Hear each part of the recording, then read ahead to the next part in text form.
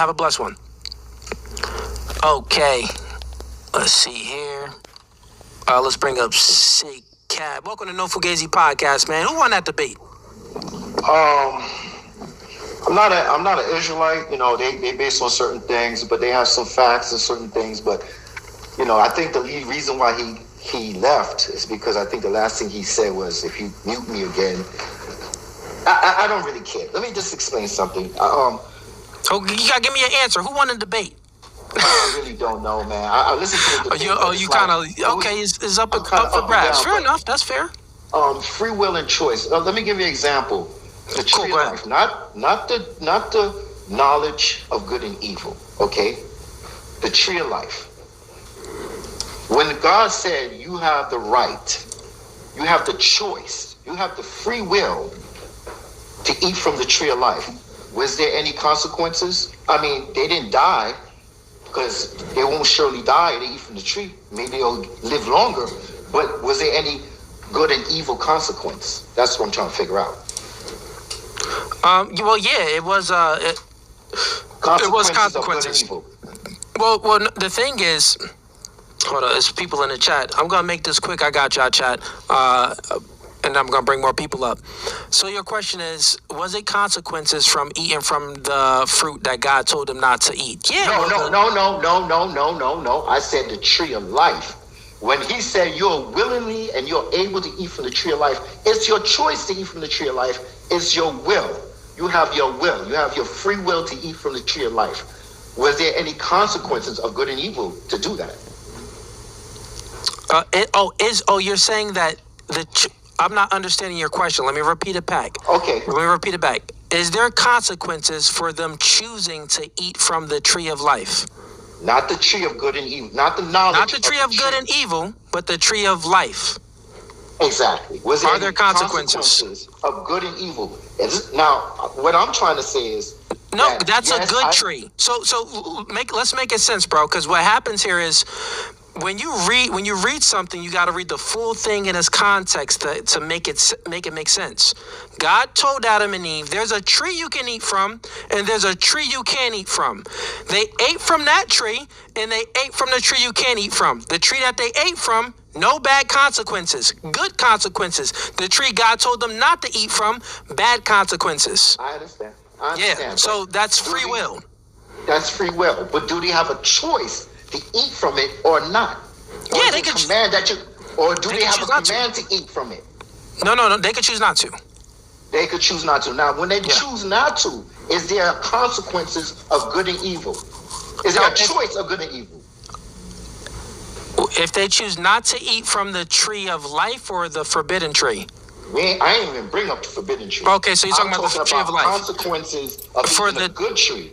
Good tree. So is there consequences if they do not eat from the good tree? Yeah. I mean, I'm sure there is. No, because you're not maybe not. Dying. Maybe it is. It all depends on what that tree is. If that's the tree of life, and it's giving them life, then obviously void of them eating it would be death. Well, wait.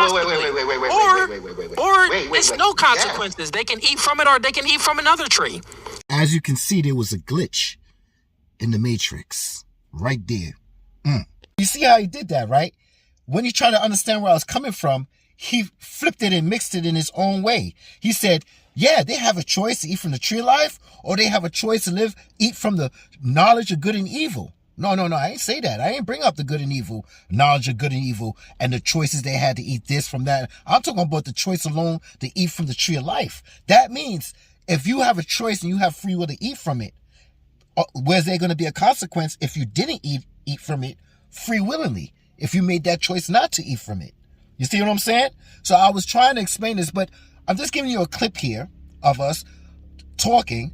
And in part 3, I'll give you the full, but I want you to continue to listen to what Cooley and Captain Tazari, and let's move on. So then on the third part of it, you can understand where I'm coming from. Maybe you'll understand it in the second part. All right, but let's see. Let's move on. That doesn't really make any sense. So let's just say let's just say, I guess we're just using different words to express what we mean. My definition of choice is the same definition of free will. Your definition of choice is my definition of free will, but it's not your definition of free will. You have a different definition of free will. Well, what I'm saying is, historically, free will was created to help Christians understand evil. Well, you understand that, right? Okay, I don't believe that. If that's the case, I can read it again. Okay, no, you don't have to read anything. We could just speak about this logically, because as much reading as you've done, I've done as well. So let's just have a logical discussion. Why do we create systems of law and order and judge people on breaking the law when God made, like, when God, if there's no free will, right? Why did we establish? Let's say not people that don't even read the Bible, people outside of the Bible, and people inside the Bible. We all operate under the same system of, if you do X, Y, Z, then if we don't agree upon this, you will experience consequences. If you do X, Y, Z, and we do agree upon this, you won't receive any consequences. So there's always a reaction to any action that you do. That's just the world that we live in this physical world that we live in. For every action, there's a reaction. So what you're explaining about free will, that's life. Like, I agree with it. We have no disagreement on your. I'm not explaining free will, though. You're explaining. I'm sorry. You're explaining choice, and right. how you explain choice and the consequences of choice. That's how I explain free will. Right, but what I'm saying, so what I'm really explaining is that God does the good and the evil. And when the Christians couldn't say with strength that God is the one killing, God is the one punishing, God is the one giving disease, causing earthquakes, when Christians wouldn't just outright say it, I teach the truth. Got it. That's a contradiction to the first question that I asked. The first question that I asked is, God wants you not to do sin. You said yes, God does not want you to do sin. Then the next question I asked, does God make you sin? You said no. I said no. You just literally said God is the one that makes you do the good and the evil. God is in control of all of that. No, I said God is the one that does the evil. God doesn't make us. In James 1. So real quick, let me understand. So you're saying that God is the one that does the evil. So does humans do any evil if God does everything? I'm going to read the scripture, and I'm going to explain exactly. I'm going to read two scriptures. But before you read it, because I'll let you go on and kind of do your style in the beginning. Maybe can we just do my style, like the back and forth a little bit? Okay, I'll paraphrase. If you don't mind. Okay, I won't read the scripture then. I'll just paraphrase where it's at. Fair enough? That way I'm not reading the whole thing. But what I'm saying is, I'm just like having a logical discussion and getting down to the thinking, like how you're thinking about things and how you're moving definitions of words around. Scriptures, no sweat. So God doesn't make us do evil or good. God sets the rules in front of us. And then good and evil. And then good and evil. Yeah, the good being keeping the commandments, the evil being not keeping the commandments. Totally agree. So God, morality is objective, and God is the holder of morality, the good and the evil. I wouldn't say morality is objective. Morality is based on living by God. But the part that I want to separate, when I say God creates the evil, that's another contradiction. But go ahead. Okay, explain it for me. When I say God creates the evil, I'm not saying God creates the drug dealer. God creates the homosexual. What I'm saying the evil is, when we dying, AIDS, high blood pressure, diabetes, murder, earthquakes, that's God's evil. The evil I'm talking about from God is his judgments. The evil from God is not somebody selling drugs. That man chose to disobey the commandments of God. The evil is not a man sleeping with another man's woman. That man chose it. God is just going to punish him. So okay, that's consequences. Consequences and judgment is the same thing. Is the same thing. So, right. I mean, I don't have any problem with that part, but so if you're saying with me, no free will. I don't agree with you. The part that is paradoxical, it's very paradoxical. I'm going to show you how. The part that's everything that I said in my opening statement, if anyone was listening, it's all falling on them. Like now, it's been falling on them. But the part that's very paradoxical is this. On one hand, you say that God creates good and evil. Human beings, so he creates the standard of good and evil, good and bad. Human beings chooses to act either good or bad, right? And then based off of their choice of choosing good or bad, that God judges. God judges for the good people, and then God places judgment on the bad people as well. Remember in my beginning opening, I'll actually read it real quick. I said, believing in God and the Bible, but not believing in free will is very nonsensical and paradoxical. This belief strips all accountability away from us. You get what I'm saying? So what I'm saying is, every time you want to speak about judgment and God and stuff like that, you are appealing to the Bible, which in my definition, that is free will. So truthfully, what I think is maybe we're having a definition problem. That's what I think the debate is about. So real quick, let me just explain, because you explained your definition of free will. Let me explain. You explain your definition of not having free will. Let me explain my definition of not having any free will. Then, so us not having any free will would look like the Matrix. It will look like, there's it's before Neo got unplugged. Everything was predetermined. It was hardly any of his choices or anything at all. Everything was predetermined, predestined. So was it predetermined before they ate from the tree of good and evil, the knowledge of good and evil? Was it predetermined when they could only eat from the tree of life? They had a choice, but they had free will to eat from the tree of life. But there was no consequence if they didn't eat from the tree of life. Already. Actually, even when you think about it, even when he got outside of the Matrix, the entire Matrix movie, Neo's path, even when he was unplugged, was still predetermined. So the Matrix movie sums it up all. We don't have any agency. We have the not having any free will. It's like we have the idea and a belief that we have free will, but we don't actually have any free will. So we're basically robots thinking that, the zeros and the ones, we control the zeros and the ones. But in reality, the computer programmed everything with the processes in it of the zeros and the ones of every action and reaction we take. Well, what you're talking about now is what some people would call predestination, which we're not predestined either. Even in that movie, The Matrix, by the time you get to the second and third one, everything Neo did was against programming. And he actually controlled the programmer by the end of it. By the end of it, he went against everything and went and made a deal.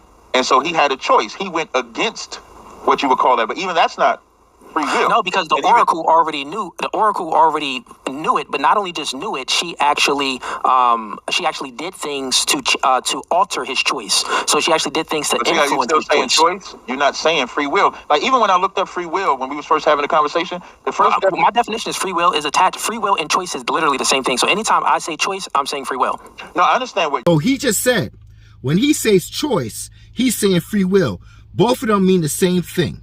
But he forgot to add one thing to it. Consequence. Because every time he gives an example of choice and free will, which he means both means the same to him, he also adds on the end of the tail, consequence. You're saying. But when I look it up online, it says free will is the ability to make a choice and act independently without being controlled by external forces. That gets rid of free will in the Bible because there is an external force that controls our good and bad. God controls not the doings of the good and the bad. That's the part that we're speaking about. So we are speaking about those parts, but even that you're making a choice. But you go into that knowing that you cannot disobey or obey without consequence, and even consequence is judgment. Consequence that's free will. That's choice. It's not free will. Okay, I got you. So I'll do this.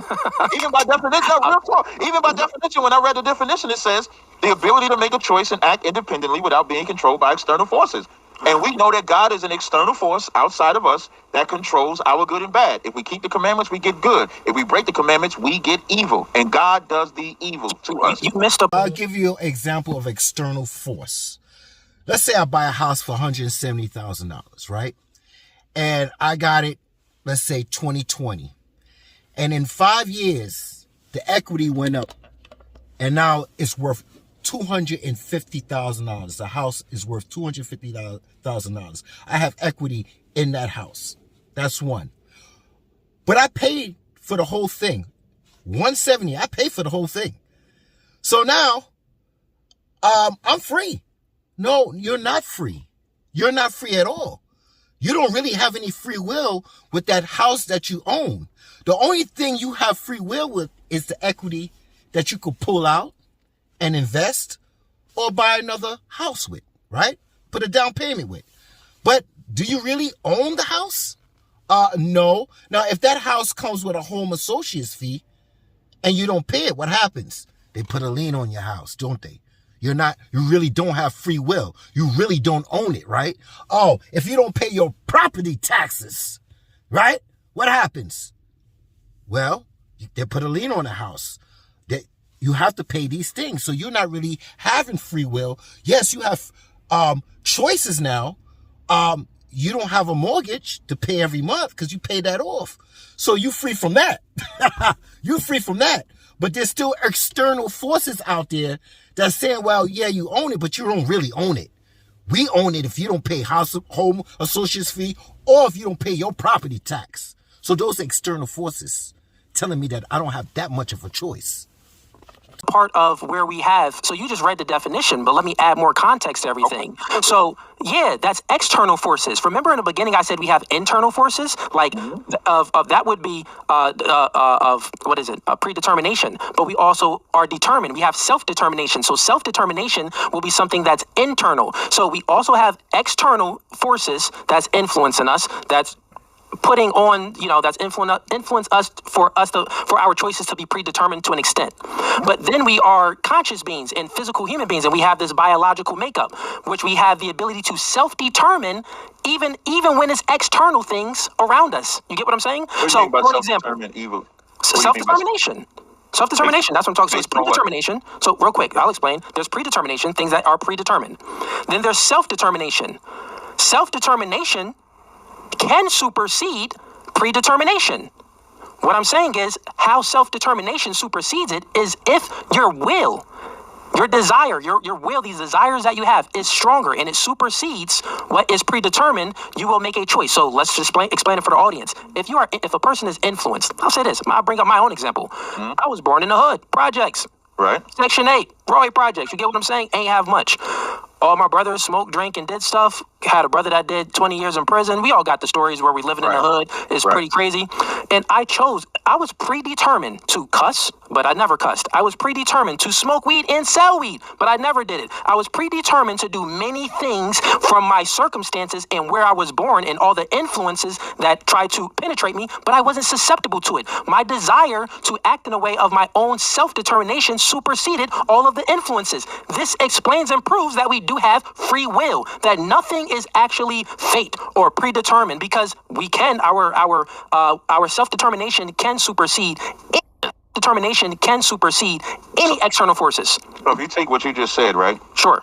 You didn't have free will. You looked at, the first thing I want to say is that predetermination wasn't by God. That predetermination was by your upbringing from family. Like you said, we all grew up like that. My father was a heroin addict, grew up in the gangs, not gangs, but grew up. No one's saying that it wasn't about God. Like that wasn't about God. Yeah. No. Your predetermination wasn't by God. It was what you grew up in. Your family grew up like that, like all of our families did. And so now it's like, do you succumb to what your family is doing, or do you make a conscious choice to do free will? And that's my definition of free will. So think about it. When you read the definition off of the thing, right? It was external forces. If your internal forces supersedes these external forces, guess what? You have free will. But you see how you mentioned how your brother did. You see how you mentioned how your brother did 20 years, right? Yeah. If you would have came out, okay, so if you would have came out and did the same thing as your brothers or as your family, God would have put evil on you, and you'd be in jail too. That's consequences. That's consequences, and judgment is the same thing. What I'm saying is that you want to superimpose your definition of free will when free will has a history, has a biblical history, it has a Greek history. I thought you said that it doesn't have a biblical history. What I mean, biblical is probably the wrong word. It has a Christian history. So Christianity is in the New Testament. That came about in the New Testament. So what? Well, Christianity didn't come out in the New Testament. The term Christian is in the New Testament. The term. That's what I'm saying. It's in the New Testament. So but Christianity is not. Christianity is not in the New Testament. The term Christian, which just means follower of Christ, is in there. Yeah, so that's what I mean. Yeah. I know. So Augustine, who was a Christian, developed free will to answer the question of why is all this evil happening. So your lifestyle, your life that you grew up in, you made a conscious choice, like you said. Yeah, but that isn't, you're saying that someone developed something without anyone developing anything in a concept. We all have lived experiences. So prior to... I agree. But what you knew, I just want... Okay, go ahead, you can finish. Yeah, go ahead. I appreciate it. So now, but I do agree, you make a choice. And you knew the evil that came with the choice of following in your family's footsteps and the good that would come in not following in your family's footsteps. So that's not free will. That's not free will. That's you don't think that is not free will? No, that's a choice. Okay. So once again, no, I'm not creating my own definition of free will. No one did. When I read the definition, you go against the definition. No one went against the definition of free will. I'll actually bring it up and read it to you. Okay. Free will is the ability to make choices without being compelled by outside forces. So you make choices without. This was, I don't even think you even reading it right. or you I'm even reading it understand it? perfectly. Okay, I mean, you read it verbally. I'm gonna read it verbally too, and let's walk through it slowly because you're missing something. Listen, Oh, you say outside. listen. I'm sorry. Free will is the ability to make a choice without being compelled by outside forces. That is exactly what I explained. I explained by I wasn't compelled by outside forces, meaning that there were outside forces around in my neighborhood, my family, and everything else. But I wasn't compelled to make a choice based off of that. I was compelled to make a choice based off of something else. You just proved that you actually believe in free will. Booyah! What the heck? Actually, when you look at that definition, No. remember, Bro. the subject of this debate is, does God give us free will? Yes. We agree with that subject, right? Yeah, but real quick, Wait, can you wait. concede that I'm coming right to what the I definition said? of what you I know, just but read. concede to what I said and how I explained from the example that I gave actually means free will. No, proved free I will. cannot. I'm gonna show you why. Okay, go ahead. So, because what you're giving, remember, I said earlier when you was talking about the evil, you was talking about evil that humans do. Well, when I was saying God does the evil, I'm talking about the evil that God does. And so there's a difference. So the definition says without being controlled by external forces. God is an external force. Agree? Yes or no? No, the definition says free will is the ability to make choices without being compelled by outside forces. Compelled is influenced. Compelled and controlled, I would say, is the same thing. Okay, But- let's just go. but I'll it's grant not- it and say it's the same thing. For Right. sure, go ahead. So is God an external force? Yes or no? Yeah. Okay, then. You see what Cooley just tried to do? But at the end of the day, compelled, listen, he tried to flip it and give this man a hard time. But at the end of the day, he had to answer. He had to answer this man's question. And he said, yes, it is what it is.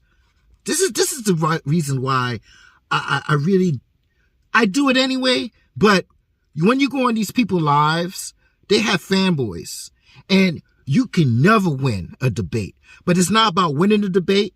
It's about putting a point out there, and somebody that has reasoning and sense and is not conditioned can hear it and understand it. But at the end of the day, they're all sheep. And once you're a fan of somebody's podcast, you will never win. You can't apply free will to him then. Because when this definition says... Wait, no one said that. We're saying that God gave us free will. We're not. What are you? You're saying that God gave us free will. But the Wait, definition real quick. says You're you're switching not- things up real quick. I'm not. The topic It's of the gonna hurt. discussion. No, this is gonna hurt. The topic Right. of the discussion is, does God give us free will? Right. So does God give us free will? And God didn't literally, God gave us the free will to literally make choices outside of the things that compel us. Because God gave us free will and choices, yes, but under the condition of his commands, his cursing and his blessing. So I, as a man, can make a choice to knock somebody upside the head, to rob a bank, to murder, to steal, right? But there will morally be a condition. There's morally will be a repercussion, right? Under the conditions that God said, if you do this on this side, you get blessings. If you do this on this side, you get cursings. So the external force allows you and free willingly to make a choice, but under his conditions. And what is his conditions? Well, if you do this, this is what's going to happen. If you do that, this is what's going to happen. That's basic. But don't tell me there's no free will by itself. Because there is free will to do things by yourself without any consequence. if God says, I'm going to kill you, Wait, that what? is not a choice. Wait, you mean to tell me that let's just bring an it back real example of quick. control. An example of No. control. Yeah. Let's bring it back real quick and speak about what we're speaking. Don't move the goalposts. Let's stay right here. Don't run. Stay right here. You say don't run? Real quick. Stop. Real quick. No problem. No You problem. just said free will. We read it off the definition on Google. Free will is the ability to make choices without being compelled by outside forces. There are people that they are influenced by God and they still disobey God. Nigga, what do you mean the sinners? They are literally they're compelled by God. God is Adam and Eve, don't bite the apple from that tree. That's an outside force compelling them not to do it. And guess what? They still did it. Booyah, that's the definition of free will inside your own Bible, bro. I'm trying to tell you. You get obliterated right now. You can always tell when a brother get hot. I've been a brother this whole time. Now I'm a nigga. I think it's funny. I just want to point that out. We just like our third debate. We been going back and forth, nigga this, nigga that. No, I'm just making. I don't mind it. What I'm gonna say is, when it's compelled by outside forces, even if you use that, The serpent is trying to counter what God said. God is the outside force telling Adam and Eve, you eat this, you eat all of these trees, you live. You break this, you die. And when they broke what he said, that same outside force brought evil on them and judged them and punished them. So it was not the definition of free will, because that is the definition of free will. The definition of free will is the ability to make choices independently. The choice that who said independently? When God gave them that choice, when they was given that choice, was that choice from an external source or an internal source? When God told Adam and Eve, was that external or internal? It's external. If it's not self, so if it's not external, so if it's external, then they're not making that choice independently. Okay, they're making that choice because God said so. Okay. Why did they disobey God? We'll get to that in a second. I just want to hammer this point on because it's getting rough on you. No, it's getting rough on you, my dog. It's getting rough on you. I'm gonna do a poll too. Yeah, do a poll. This isn't looking good for you. Go ahead. I'll let you land your plane. Definitely. In Deuteronomy 30:16, when God says, I've set before thee life and death, that is an external force giving instructions to us. That is not something that we're doing independently. Before God gave them instructions, we was doing whatever we want. And then here comes an external force that comes to us and gives us instructions on to be good or be bad. And that same external force is controlling the external choice that he gave us. So you can't say that this external force is coming and that's free will. You can't. Because external. So you see, in the beginning, I brought up the tree of life. That was there, and it was plentiful to eat. And it was free willing to choose to eat from it or not without any consequence. Right?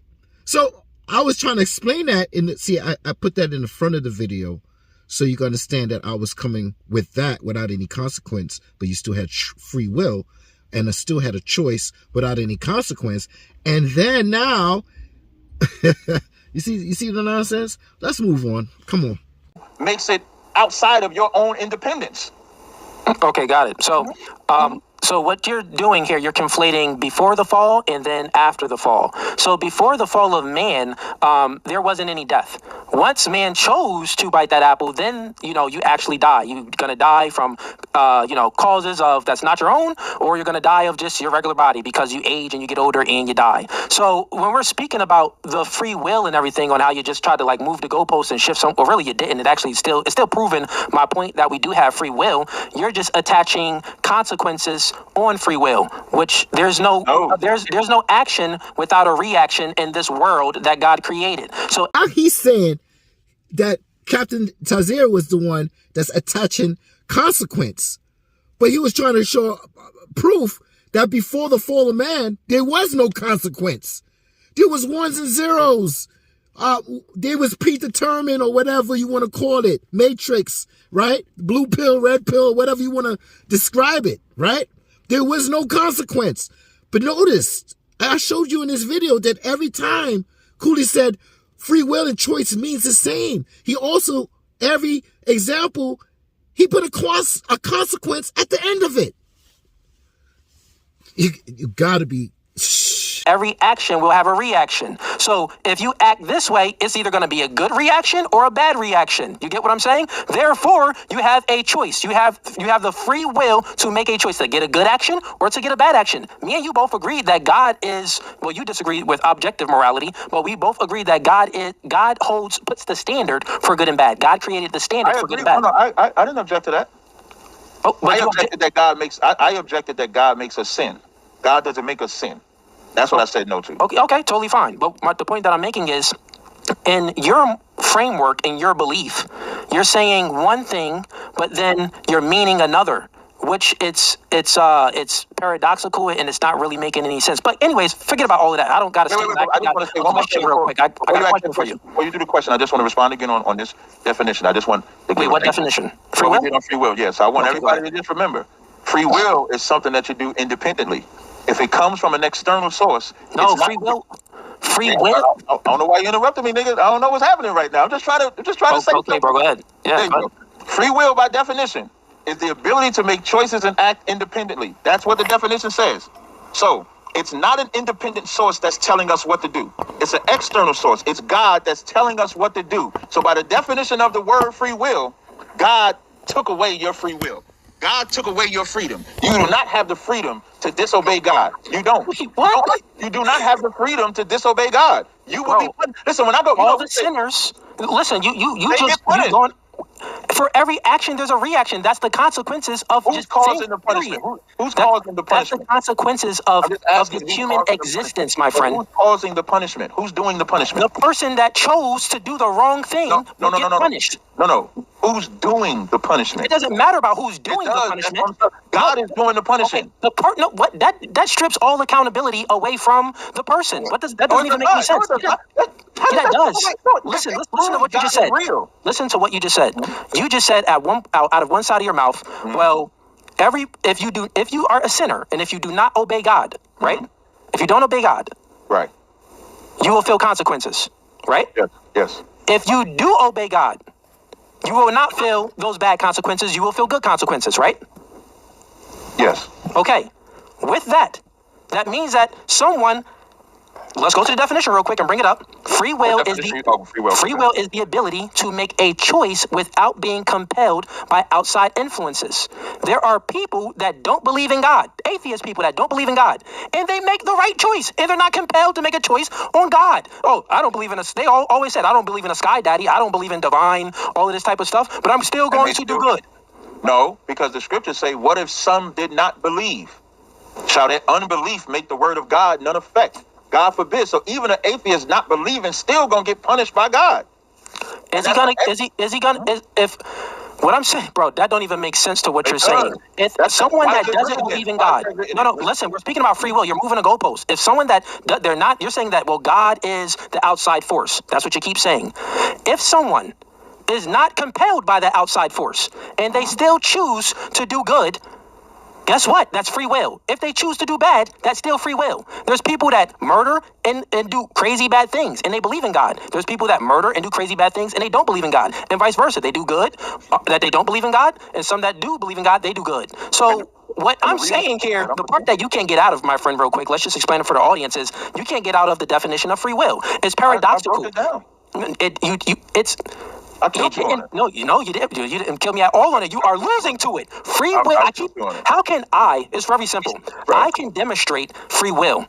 But you're having problems to demonstrate that there isn't any free will. The onus is on you to demonstrate how there isn't any free will by reading this definition. But you cannot. But I can. Real quick, stop it. For the audience, let me speak. For the audience, if everyone's listening, I can demonstrate how there is free will. My friend over here cannot demonstrate how there isn't any free will. This entire conversation is proving free will by definition. But for him, he can't prove that we don't have free will by definition. He can't even prove it biblically that we don't have free will, because every scripture in the Bible appeals to this definition of free will. I'll say it again for the audience. For the audience that's back there listening. Every scripture that he reads appeals to this definition of free will, which explains in the Bible we have free will. Why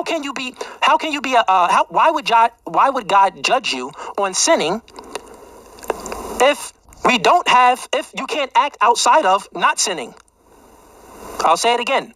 You asked me a question? No, I'm just speaking to the audience too, so they can understand where this conversation is going. How can God say, hey, I don't want you to sin. I don't want you to sin at all, but then I'm going to judge you on sinning. That's totally fine. That means he's making that judgment. But every time he appeals to this definition of free will, it includes it into every scripture, meaning that God always wants you to obey him. He always wants you to obey him regardless of the things that appeal you. If it's internal fleshful desires that's appealing you to disobey him, if it's external fleshful desires that's appealing you to disobey him, he still wants you to obey him. Good things will happen. If you don't obey him, bad things are happening. So everything still appeals to the definition of free will is the ability to make choices without being compelled by outside forces. When you compel somebody about death, that's not a choice. Wait, what? How isn't that a choice? If you got a gun to your head, if a gunman comes up... Wait, I said it wrong. Okay, you're about to get smacked on that one. When you compel somebody to death, that's not free will. There's nothing that you said tonight that exemplifies free will. And then so let me ask you a question. If someone has a gun to your head, real quick, let's just stop it here. Let's do it point by point. If someone has a gun to your head, and they say, hey, give me all of your money, or I'm going to kill you. Right. So you're saying that you have no choice but to just give them all of your money. Have a choice. No, I did not say. Okay, so what do you have? You don't have the freedom. You don't have the freedom. You don't have the freedom to say no to him. To death. You don't have the freedom to say no to him? No, because if you say no, you die. If it's free, remember the definition. Remember the definition you said. The definition. Your thinking is limited. If someone has a gun to my head, I'm gonna act. I could do a multitude of things. I could fight the man to defend myself by saying no. I could physically say no and leave it all up to him, for him to make the choice to kill me or not. Or I could defend. Or I could stay complacent and not choose anything. Is that an external source? What? That's compelling your decision. If someone has a gun to your head. Let me ask the question again. Okay, go ahead. Yeah, ask the question. Is that an external source that's compelling your decision? Yes or no? The gun to my head. Is that an external source? Yes or no? That's compelling your decision? Yes or no? Only if I appeal to it. Yeah. Then that's not free will, because the definition of free will is what you do independently. If there's something external, only if I appeal to it. You just got obliterated here. If I don't appeal to it, it's free will. Oh my God. Yeah. If you don't appeal to it, you're gonna miss Christmas. That's basically it. If you don't appeal to it, if you don't get down, you're gonna lay down. So even if you don't appeal to it, that external force that got the gun to your head, it's still gonna give you the choice. But if you don't get down, you're gonna lay down, and you won't be able to walk around here talking about I had a choice. Because that external force is gonna make that choice for you if you make the wrong choice, B. Come on. Listen. What's going on with you? Listen, wait, hold on. You have a choice to not appeal to it. We're not talking about choice right now. We're talking about free will, and that is choice. We're talking about free will, and the definition of free will. Explain to me the definition of free will without choice. The definition of free will said what you do independently of something external. That is choice. Wait, the example that you gave. I'll let you speak. Go ahead. Don't sweat. The example that you gave is an external source that's controlling what decision you make. I don't know how you think I'm getting cooked. No, I'm actually just educate you now, because it ain't even. Forget me doing the punchlines and going back and forth. I just want to respond to something that you said earlier. You said that I have not demonstrated. No. Let's not move the goalposts. Let's keep it here. Let's go. Wait, ain't gonna take number 10 seconds. Okay, because we're still talking about the gunman. Right. I did give examples of the evil when I brought out how the homosexuals die. If I was to go with the children of Israel, our punishment is the Lord's evil. So now, with the gunman, I just want to put that on record. So now with the gunman, okay, that's it. So let's say you and I, we chilling, we hanging out, we out at the studio, we come outside. A robber comes. 2 robbers come, because it's 2 of us. They put a gun to both of our head and tell us we got to give up this fly ass chain I got. You got to give up your fly things. Mm-hmm. Now we have a choice. We have to give it up. No. We don't have to, but we know if we don't give it up, there's a consequence that comes with it. You have to give it up or death. Right. But that's not free will, because Cooley is not doing nothing, and neither is Tazaryak doing anything of their own free will. Tazaryak and Cooley is not independently giving my chain up. Cooley is not independently giving his stuff up. We are externally making a choice based on what an outside source is trying to influence us to do. That's how you know it's not free will based on the definition. Okay, here we go. Now let's just refute this all. This is gonna be easily refuted. You have been brought back by Captain Tazaryak. Come on, man. Why your sound effect that long, bro? I'm going to finish up part 2 right here. 30, 35 minutes. And then, I'll go on to the third part. But honestly, I have no problem with free will. Free will and choice. See, that's the difference between me and Cooley. He's saying free will and choice and free will is the same thing. I'm saying free will could be independent from choice, right? And free will could be with choice. That's the difference between me and him, right? And when there's an external force, then there's going to be some issues with your free will and your choice. If there's some consequences to that free will and that choice from that external force that's putting the law down on you. Either you do this or you do that, but you have the free will and choice to do it. But if there's no external force and I have free will and choice, it exists. Both of them exist on this planet Earth. Whether Adam ate from the apple or he didn't eat from the apple, right? Before he ate from the apple, there was a choice and free will, but there wasn't no bad consequence. We don't know anything about no bad consequence. The proof is that the knowledge of good and evil. So if you eat from the tree of life and there's a consequence of living, and there's a consequence of living longer if you eat it all the time, but it's still a good consequence. That's double goodness. There's no consequence. That's what it is. There's no death by flesh or spirit. Listen, I'm not here to change your mind. I'm here for you to read between the lines. It's not what they say, it's what they're not saying. I mix the lies with the truth and the truth with the lies. But at the end of the day, your love lies and you hate the truth. Be gone.